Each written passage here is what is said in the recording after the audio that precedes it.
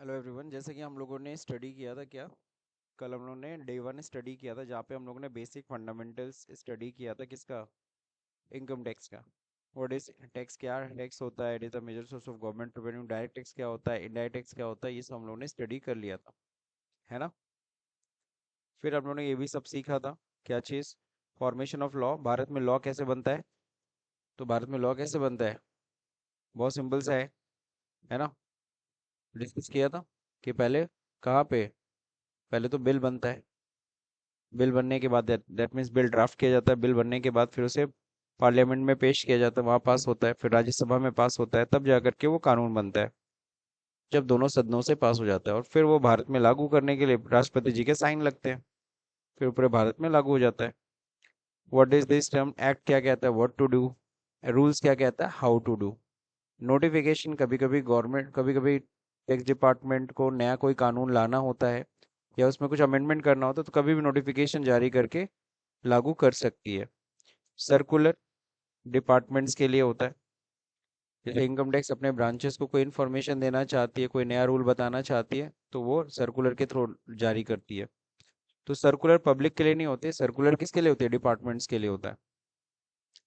Court decision कई बार क्या होते हैं, कई बार कोर्ट कई डिसीजंस देता है, जिस डिसीजन की वजह से क्या हो, कभी कभी ना जैसे फॉर एग्जांपल आपका इनकम टैक्स एक्ट है और क्लाइंट है, आप बीच में कुछ ना केस हुआ, क्लाइंट ने इनकम टैक्स के खिलाफ कोई केस किया, ठीक है ना, या इनकम टैक्स ने क्लाइंट के खिलाफ कोई केस किया, कल को कोर्ट का डिसीजन आया, तो उस डिसीजन की वजह से भी कई बार इनकम टैक्स के कानूनों में चेंजेस किए जाते हैं, है ना, या होते हैं।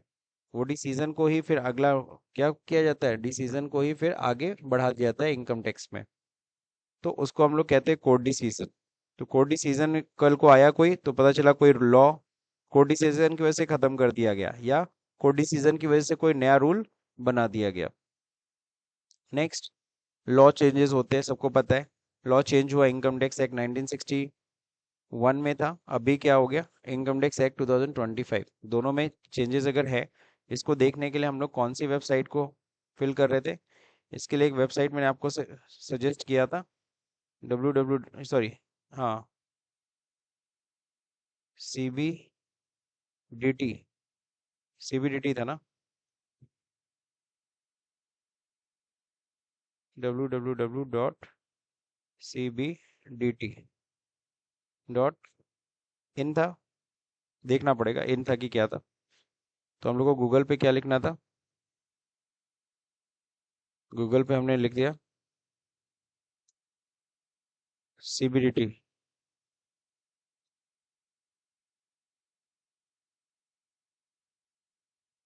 तो ये आ गया आपका CBDT की वेबसाइट।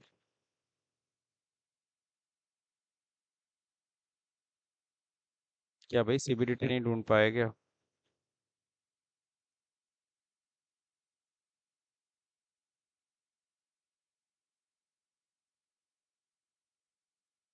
ये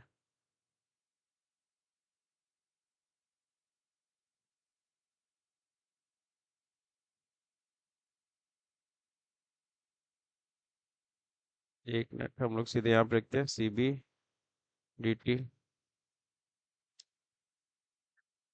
ये आया।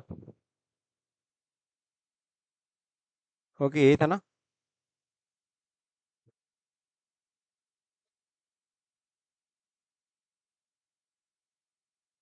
Income tax India dot G O V dot in है, गलत मैंने वेबसाइट लिख दिया। इनकम टैक्स इंडिया,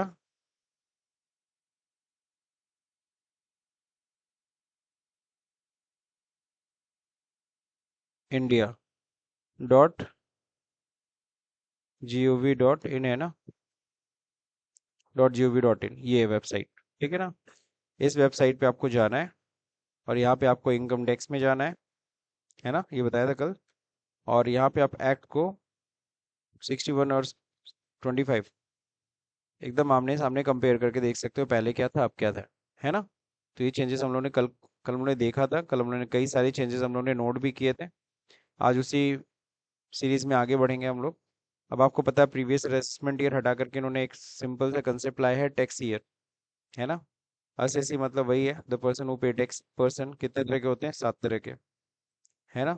वो 7 टाइप ऑफ पर्सन क्या होते हैं, इंडिविजुअल, है ना, partnership firm, Hindu and family, company, associate, body of individual association of person, body of individual association of person है, लोकल अथॉरिटी है, एंड आर्टिफिशियल जुडिशियल पर्सन। फिर हमने पढ़ा था हेड्स ऑफ इनकम कितने हैं। तो हेड्स ऑफ इनकम देखो, पहले सेक्शन 14 में था, सेक्शन 13 में आ गया है। तो वही 5 heads of income, salary, house property, capital gain, PGBP and other source. Clear. तो टोटल कितने होते हैं हेड्स ऑफ इनकम? 5। इसके बारे में ऑलरेडी हम लोग स्टडी कर चुके हैं। नेक्स्ट, हेड्स ऑफ इनकम और सोर्स ऑफ इनकम में क्या फ़र्क है, ये भी हमने स्टडी किया था।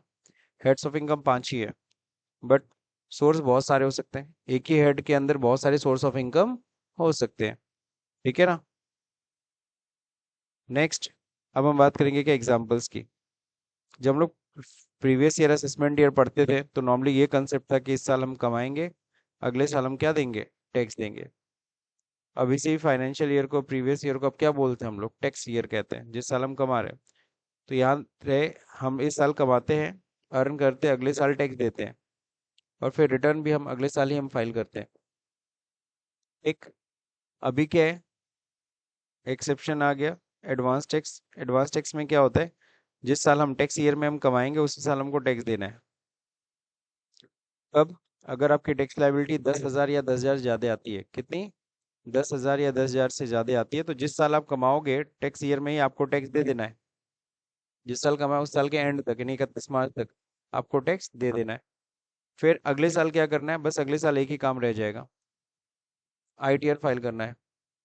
अगले साल क्या रह जाएगा, सिर्फ और सिर्फ आईटीआर फाइल करना है। आईटीआर क्या होता है, जैसे जीएसटी रिटर्न होता है ना, हम जीएसटी का ब्यौरा देते हैं, वैसे ही आईटीआर होता है, इनकम टैक्स का ब्यौरा। हम अपने इनकम का ब्यौरा देंगे गवर्नमेंट को, हमने सैलरी से कितना कमाया, हाउस प्रॉपर्टी से कितना कमाया, कैपिटल गेन से कितना कमाया, ये आप खुद अपना ब्यौरा दोगे। और वो जो ब्यौरा देते हैं उसको हम बोलते हैं आईटीआर, इनकम टैक्स रिटर्न। 10,000 रुपये, 10,000 या 10,000 से ज़्यादा अगर आपका इनकम टैक्स बनता है साल भर में, तो आपको एडवांस टैक्स देना होता है ना।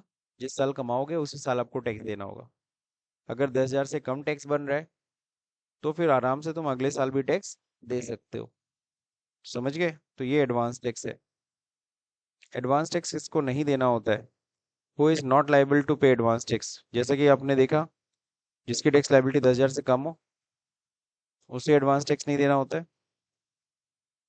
हाँ, जिसकी टैक्स लाइबिलिटी 10,000 से कम हो उसे एडवांस टैक्स नहीं देना होता है। और सीनियर सिटीजन, और कौन होते हैं, senior citizen not having PGBP income, जिनकी पीजीबीपी की इनकम नहीं है उनको भी एडवांस टैक्स नहीं देना है। वही बिजनेस प्रोफेशन, अगर आप सीनियर सिटीजन हो, अगर आपकी 60 साल से ऊपर की उम्र है ना, तो आपको एडवांस टैक्स देने की रिक्वायरमेंट नहीं है। आप लेकिन ध्यान रहे, सीनियर सिटीजन के शर्त में एक और कहा गया कि उसको पीजीबीपी वाली इनकम नहीं होनी चाहिए। अगर उसके यहाँ बिजनेस या प्रोफेशन की इनकम नहीं होनी चाहिए। अगर बिजनेस प्रोफेशन की इनकम है तब तो उसको एडवांस टैक्स देना पड़ जाएगा। जैसे फॉर एग्जाम्पल अमिताभ बच्चन। तो अमिताभ बच्चन क्या है, वो तो प्रोफेशनल है, तो फीस लेता है, तो उसके तो प्रोफेशन की इनकम है ना सर। उम्र तो 60 साल से ऊपर है, तो क्या एडवांस टैक्स देना है कि नहीं देना है, देना पड़ेगा एडवांस टैक्स, क्योंकि उसके बिजनेस प्रोफेशन की इनकम है। अब मान लो कोई बंदा रेलवे से रिटायर हुआ है ना, या कोई कंपनी में काम कर रहा है वहां से रिटायर हुआ है ना, अब रिटायर्ड है, अब उसको पेंशन वेंशन मिल रही है। अब वो जो इनकम है ना, या फिर सपोज करो कोई प्राइवेट कंपनी से रिटायर हुआ है, 60 साल बाद फिर कोई और कंपनी भी ज्वाइन कर लिया, कर ही सकता है, बहुत सारी कंपनियां देती हैं जॉब, 60 साल के बाद भी लोग जॉब देती हैं। तो अगर सपोज करो वहाँ जॉब कर रहा है, कुछ कमा रहा है, वहाँ जॉब कर रहा है, कुछ कमा रहा है, तो क्या उस पे उसको इनकम टैक्स देना है, नहीं देना है। क्यों, क्योंकि वो सैलरी कमा रहा है ना सर। या फिर जो पेंशन पा रहा है, पेंशन क्या होती है, सैलरी जैसी ही तो होती है। तो पेंशन किस में आती है, सैलरी हेड में ही आती है टैक्स। आपका पेंशन भी, रेलवे जो एम्प्लॉय मान लो जो रिटायर हुआ है उसका पेंशन भी इतना बन रहा है कि उसके ऊपर टैक्स बन जा रहा है, तो आपको क्या करना है, एडवांस टैक्स देने की रिक्वायरमेंट नहीं है। आप आराम से अगले साल टैक्स दे दीजिएगा, इस साल कमाइए अगले साल टैक्स दीजिए। ठीक है, आपको एडवांस टैक्स नहीं देना। एडवांस टैक्स होता क्या है, समय से पहले, नॉर्मली इस साल कमाते तो अगले साल टैक्स देते हैं, लेकिन कहा जा रहा है नहीं नहीं, आपका 10,000 ज्यादा टैक्स है, आप इसी साल कमाइए इसी साल टैक्स दे, तो आप समय से पहले टैक्स दे दे रहे हो, इसीलिए इसको क्या कहा जा रहा है, एडवांस टैक्स। इसीलिए इसको क्या कहा जा रहा है, इस साल कमाते हो अगले साल टैक्स देना होता है। लेकिन आप क्या कर रहे हो, अगले साल ना देकर पहले ही टैक्स दे दे रहे हो, इसीलिए तो एडवांस टैक्स बोल रहे हैं। चलिए अब हम बात करेंगे, ये तो हम लोगों ने स्टडी किया था, ये पुराना, अब तो टैक्स ईयर आ गया, अब इसका कोई मतलब है नहीं इस स्लाइड का, टैक्स ईयर का। नॉर्मली ये समझाते हैं कि 17-18 में अगर कमाओगे तो टैक्स कब देते थे, 18-19 में। और 19-20 में अगर क्या होता था, अगर हमारी असेसमेंट ईयर तो उसका प्रीवियस ईयर क्या रहेगा, 18-19। लेकिन अभी इस कंसेप्ट का कोई मतलब नहीं है इसको पढ़ने का, क्यों मतलब नहीं है, अब ये प्रीवियस ईयर असेसमेंट ईयर का definition, previous year assessment year हटा दिया ना इन्होंने, इन्होंने इन दोनों की जगह पे एक कंसेप्ट ला दिया, टैक्स ईयर। क्या ला दिया, टैक्स ईयर। सो ये पूरा हम लोग एक तरीके से हम लोग इसको कट करने वाले हैं, अब इसका कोई लेना देना नहीं, समझ गए। नाउ नेक्स्ट, सेम चीज़ यहाँ पर भी, लेकिन एडवांस टैक्स समझने के लिए पढ़ सकते हो, कोई दिक्कत नहीं। अब आगे बढ़ते हैं हम लोग, ये तो हो गया था, कल असाइनमेंट हमने कर लिया था, ये भी कर लिया था। ये हम लोग को पढ़ना था आज यहाँ से, gross total income. Gross total income कहते हैं किसे, जब पांचों हेड की इनकम को हम टोटल करते हैं, पांचों हेड की इनकम को टोटल करते हैं, उसी को हम लोग क्या कहते हैं, ग्रॉस टोटल इनकम। कोई आपसे पूछेगा what is gross total income, तो कहते हैं जब पांचों हेड की इनकम को हम टोटल करते हैं ना, उसी को हम लोग ग्रॉस टोटल इनकम कहते हैं। ठीक है, बाकी पांचों हेड कौन कौन सी है, तो बोलना पड़ेगा, income from salary, income from house property, income from business, हाँ प्रोफेशन, या फिर इनकम फ्रॉम प्रॉफिट, हाँ बिजनेस एंड प्रोफेशन, सही कह रहे हो, income from capital gain, income from other source. तो जब इन पांचों को जोड़ते हैं तो क्या आता है, तो आता है ग्रॉस टोटल इनकम।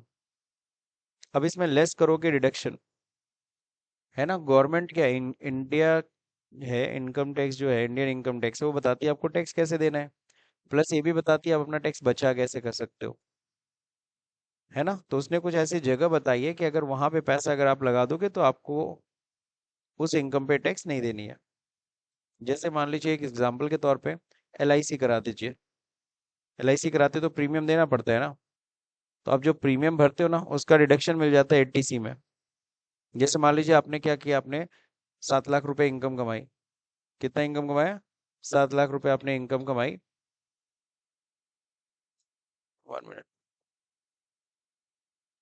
क्लियर सबको।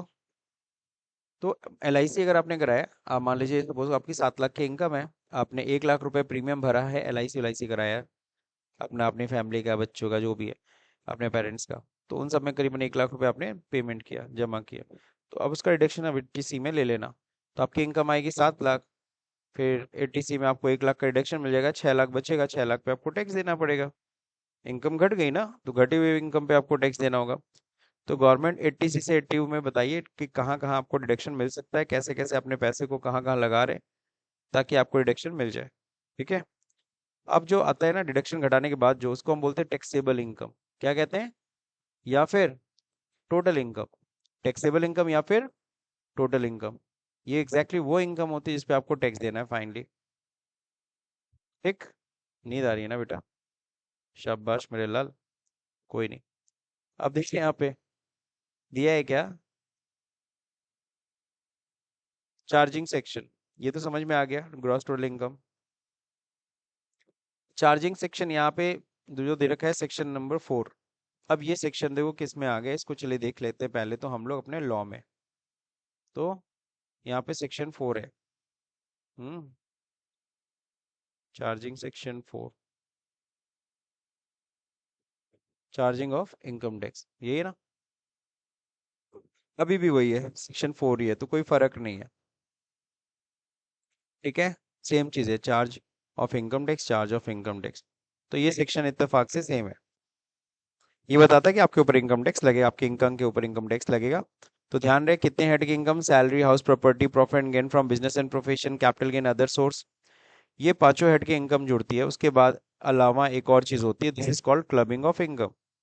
ना what is clubbing of income, कई बार क्या होता है भाई, हम लोगों ने पढ़ा असेसी, असेसी मतलब क्या होता है, टैक्स पेयर, जो अपनी इनकम पे टैक्स देता है। असेसी किसके इनकम पे टैक्स देगा, अपनी इनकम पे।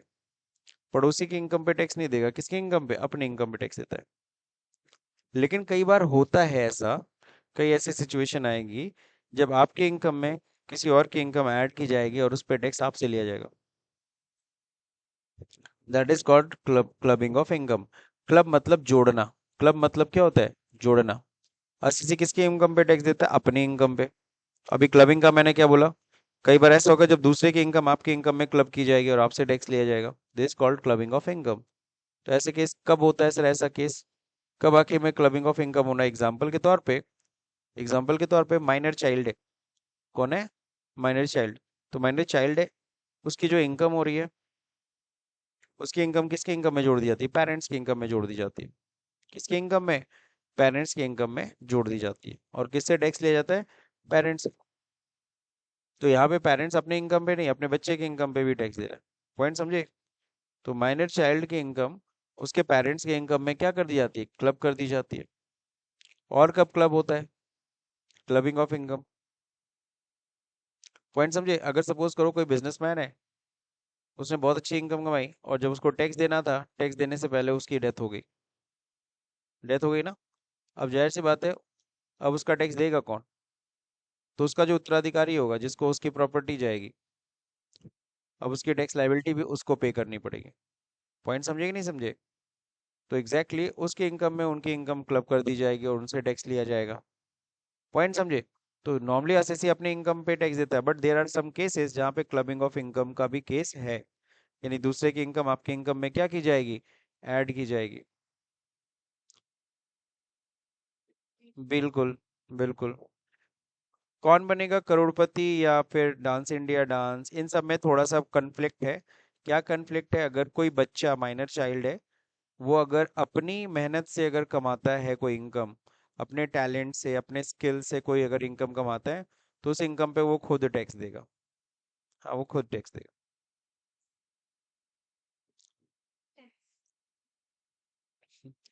ध्यान रहे, भारत में टैक्स देने की कोई उम्र नहीं होती।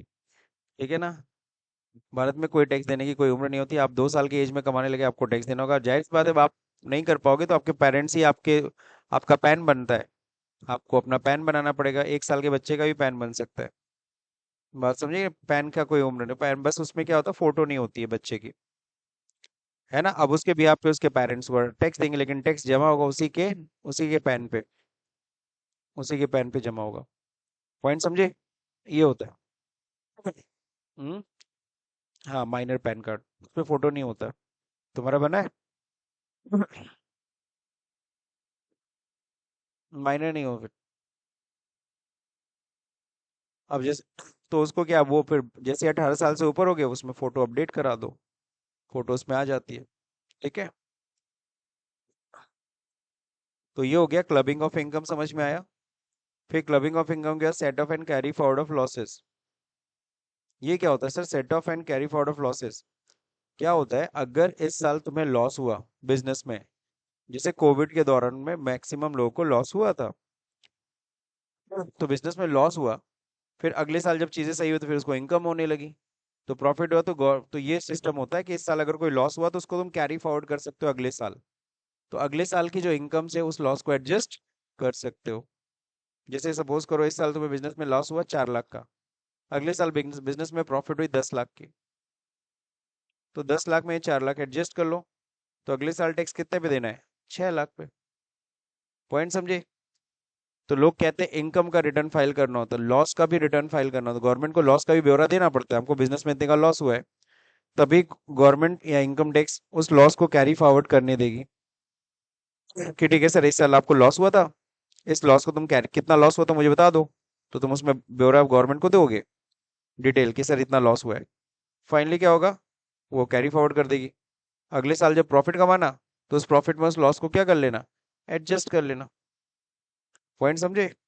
तो सही चीज है ना सर? तो ये सिस्टम दिया carry forward of, set of and carry. Set of मतलब कुछ और नहीं, एडजस्टमेंट होता है। बस ये इनकम टैक्स में सेट ऑफ बोला जाता है, नॉर्मल लैंग्वेज में हम लोग एडजस्टमेंट बोलते हैं। अब इन सबको करने के बाद ग्रॉस टोटल इनकम आती है। ग्रॉस टोटल इनकम में लेस 80 से 80 हो तो पता ही है आप लोग को। फिर आ जाती है टैक्सेबल इनकम या टोटल इनकम। इसको राउंड ऑफ करते हैं 288 ए में। किस में राउंड ऑफ करते हैं? 288 ए।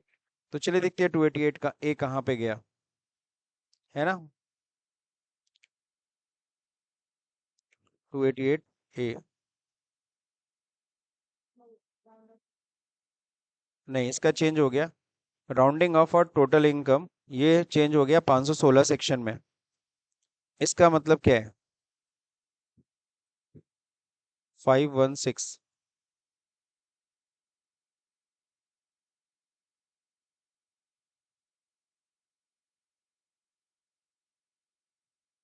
क्लियर।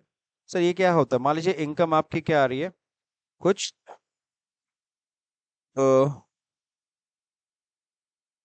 सपोज करो आपकी इनकम जो आ रही है वो कुछ राउंड ऑफ में नहीं है। यहाँ पे इनकम टैक्स में राउंड ऑफ जो होता है ना, इनकम टैक्स में राउंड ऑफ होता है नियरेस्ट 10 रुपीज। जैसे सपोज करो तुम्हारी इनकम कितनी आ रही है, यहाँ पे मैं लिख देता हूँ कहीं भी।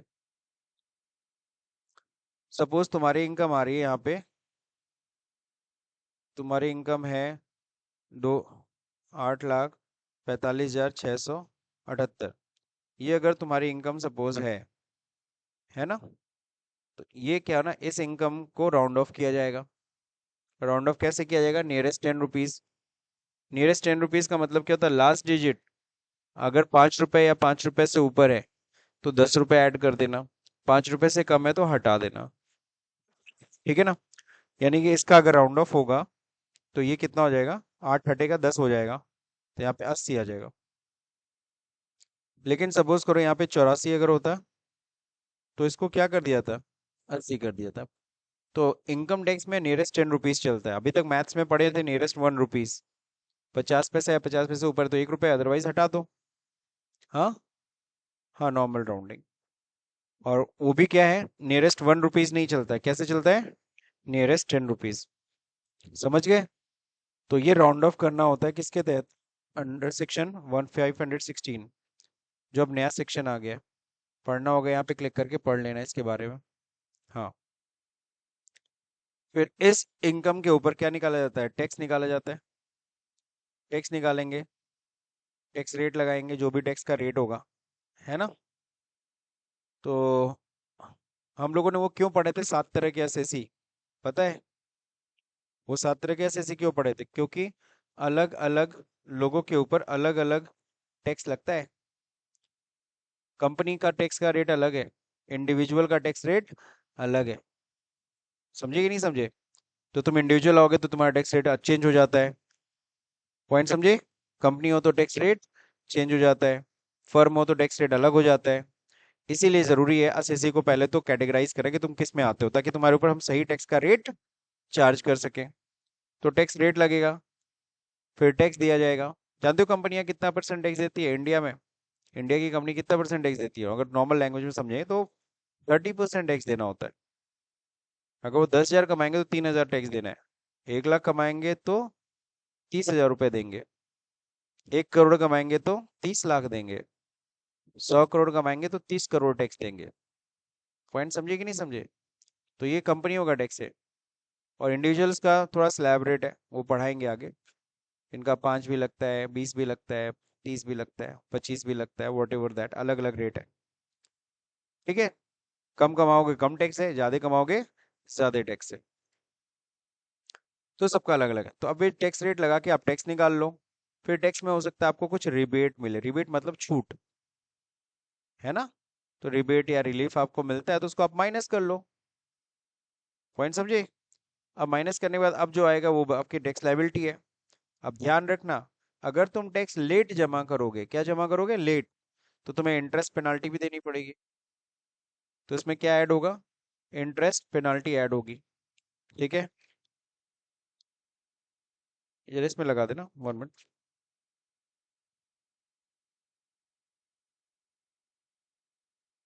इसको ऑन भी कर देना, स्विच ऑन।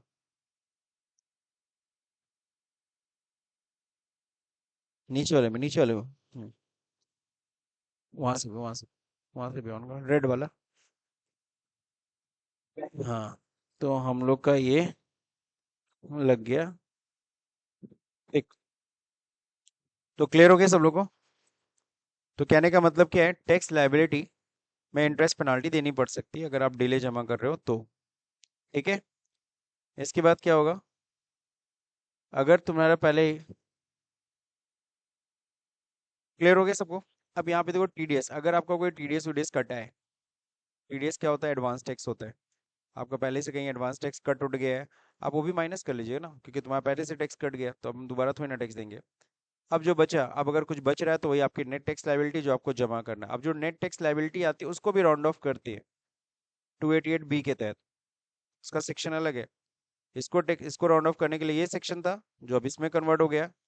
और जो टैक्स लायबिलिटी को राउंड ऑफ, ये भी नियरेस्ट 10 रुपीज। अगर तुम्हारा टैक्स लायबिलिटी आ रहा है सपोज करो 15,575 रुपये, तो 15,575 नहीं देना, 15,580 देना है। 15,574 आ रहा है तो 15,570 देना है। तो ये 288 बी। चलिए अब देखते हैं कौन सा सेक्शन आया। तो यहाँ पे हम लोग को लिखना है 288 बी। 516 दोनों के लिए सेम है।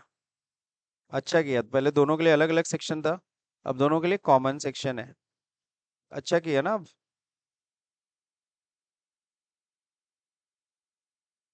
ये टोटल इनकम है, इनकम पे टैक्स लगता है, वो टैक्स अमाउंट है, तो टैक्स अमाउंट है। जी हाँ। इस इनकम के ऊपर टैक्स का रेट लगाओगे, जब परसेंटेज लगाओगे तो टैक्स अमाउंट आएगा। तो इनकम को भी राउंड ऑफ करना पड़ता है और टैक्स अमाउंट को भी राउंड ऑफ करना पड़ता है। हाँ बस बस बस।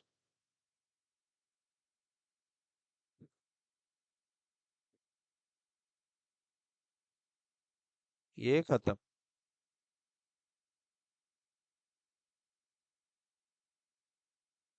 चलिए तो यहाँ तक समझ गए सब लोग। तो ये कंप्लीट है, चार्ज है, ठीक है। नेक्स्ट आगे देखते हैं राउंड ऑफ कैसे है। राउंड ऑफ को समझ लो, total income to be rounded off to the nearest of rupees 10।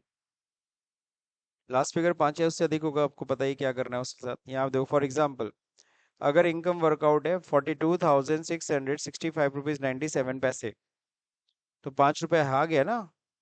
तो यहाँ पे राउंड ऑफ करोगे तो 5 रुपये हटाओगे तो यहाँ क्या हो जाएगा, 10 रुपये ऐड करना पड़ेगा ना। तो यहाँ हो जाएगा 42,670 हो जाएगा।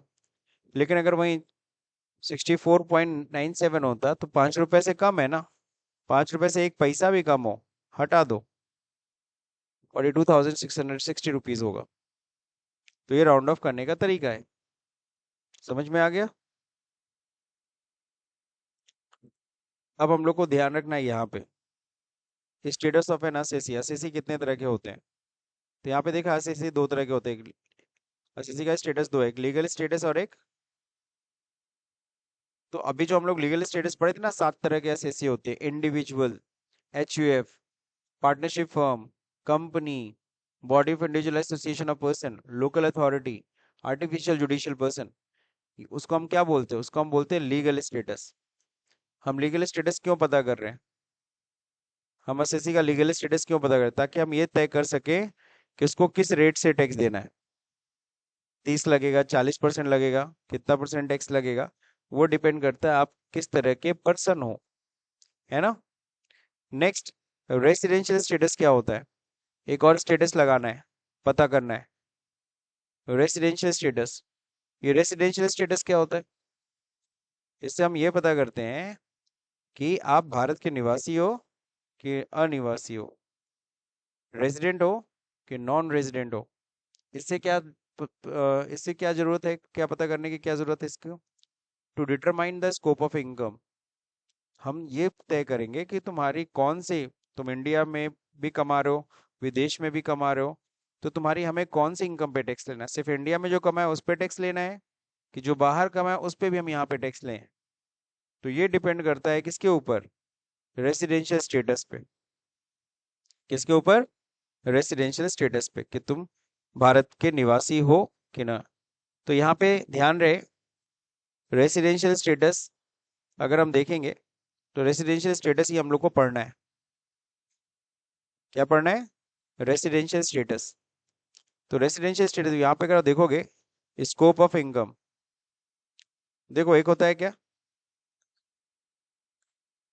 देखो इधर, एक होती है हम कौन सी इनकम कमाते हैं, इंडियन इनकम। कौन सी इनकम, इंडियन इनकम, समझ रहे हो, जो इंडिया में कमाए, इंडिया में रिसीव किए, है ना। तो इंडियन इनकम है सर, ध्यान रहे, भारत की सरजमीन पे अगर आप कोई भी इनकम कमाएंगे आपको टैक्स देना पड़ेगा, चाहे आप कहीं के भी हो, चाहे आप रेसिडेंट हो, ऑर्डिनरी रेजिडेंट हो, नॉट ऑर्डिनरी रेजिडेंट हो या नॉन रेजिडेंट हो। एक नॉन रेजिडेंट भी अगर भारत में आता है और भारत में से कुछ भी कमाता है उसको टैक्स देना पड़ेगा।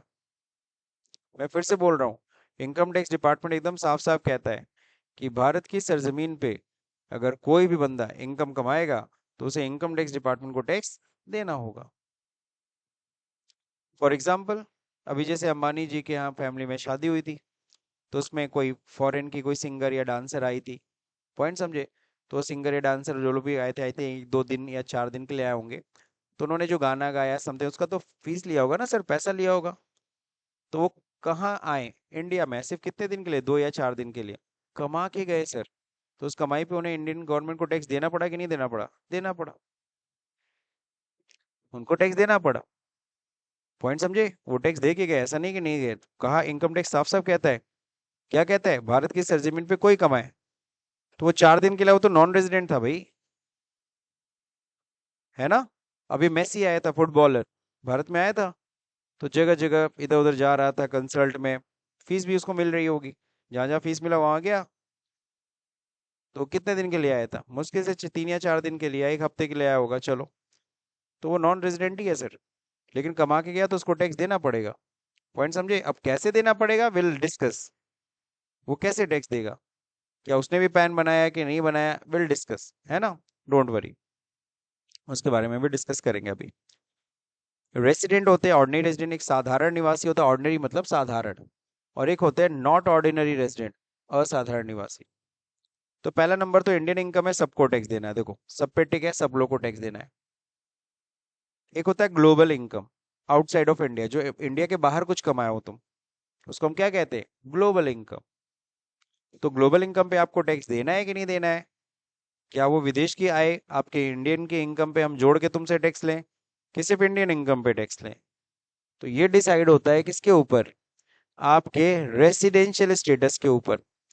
तो सबसे इंपॉर्टेंट ये है कि हम ये पता करेंगे कि पहले तो आपका रेसिडेंशियल स्टेटस क्या है। अब ये सारा स्कोप ऑफ इनकम देखो किस सेक्शन में डिफाइन किया गया है, 5 में। अब चलते हैं यहाँ पे सेक्शन पहले चेक कर लेते हैं, जो हमारा सेक्शन क्या था, 5, है ना, स्कोप ऑफ इनकम, ये है ना,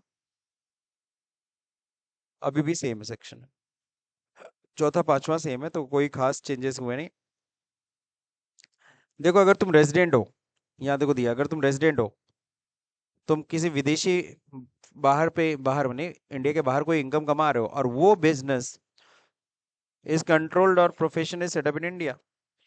मान लो तुमको ना, तुम जैसे मान लो इन्फोसिस में काम करो, इन्फोसिस इंडिया की कंपनी है, और तुमको भेज दिया ऑस्ट्रेलिया, जाओ जरा ऑस्ट्रेलिया में मेरा काम देखना है तो तुम्हें, तो इन्फोसिस इंडिया ने तुम्हें ना ऑस्ट्रेलिया ट्रांसफर कर दिया कि जाओ वहाँ पे मेरी ऑफिस है, वहाँ काम करना है। तो तुम अगर इन्फोसिस ऑस्ट्रेलिया में काम कर रहे हो तो वो कंट्रोल कहाँ से हो रही है, इंडिया से ही ना। तो तुम अगर रेजिडेंट हो तो तुम्हें उस इनकम पे इंडियन गवर्नमेंट को भी टैक्स देना पड़ेगा। पॉइंट समझे कि नहीं समझे? लेकिन नॉट ऑर्डिनरी हो तब भी देना पड़ेगा, नॉन रेजिडेंट हो तो नहीं देना पड़ेगा। मान लो ऑस्ट्रेलिया में वहीं के बंदे को अपॉइंट किया हुआ है इन्फोसिस इंडिया ने, इन्फोसिस ऑस्ट्रेलिया में वहीं के बंदे को अपॉइंट किया है, वहां पे पैसा उसको दे रहा है, तो क्या उस इनकम पे वो बंदा यहाँ आके गवर्नमेंट को टैक्स देगा? नहीं देगा, सीधा सीधा। एनी अदर केस, मान लो कोई ऐसी कंपनी जो इंडिया से कंट्रोल कंट्रोल नहीं हो रही है, वहां काम कर रहे हो, अगर तुम रेजिडेंट हो, वहां से किसी भी तरह की इनकम कमा रहे हो, तो यहाँ पे टैक्स देना पड़ेगा। यहाँ पे टैक्स नहीं देना पड़ेगा। Resident, not not resident, not ordinary resident हो, असाधारण निवासी, तो टैक्स नहीं दोगे, और नॉन रेजिडेंट हो तो भी टैक्स नहीं दोगे उस इनकम पे। क्यों? क्योंकि वो इनकम वहीं तुम कमाए हो। तो कोई विदेश, कोई नॉन रेजिडेंट, कोई नॉन रेजिडेंट अपने कंट्री में कुछ भी कमाएगा, वो इंडियन गवर्नमेंट को आके टैक्स देगा क्या? नहीं देगा। तो ये समझना पड़ेगा पहले कि ऑर्डिनरी नॉट ऑर्डिनरी होता क्या है, और कोई बंदा रेजिडेंट कैसे बनता है, इसके लिए ये टॉपिक है, रेसिडेंशियल स्टेटस, जो कि सेक्शन 6 में डिफाइन किया गया है। ठीक है, क्लियर सबको? तो रेसिडेंशियल स्टेटस हमें पता करना है। अब रेसिडेंशियल स्टेटस को बड़े ही मजे से हमें पढ़ना है क्योंकि बहुत इंपॉर्टेंट टॉपिक है। हम ये तय कर सकते हैं बंदा आप रेजिडेंट हो कि नॉन रेजिडेंट हो, ऑर्डिनरी हो कि not ordinary, will discuss tomorrow not today. तो ये टॉपिक हम लोग कल डिस्कस करेंगे।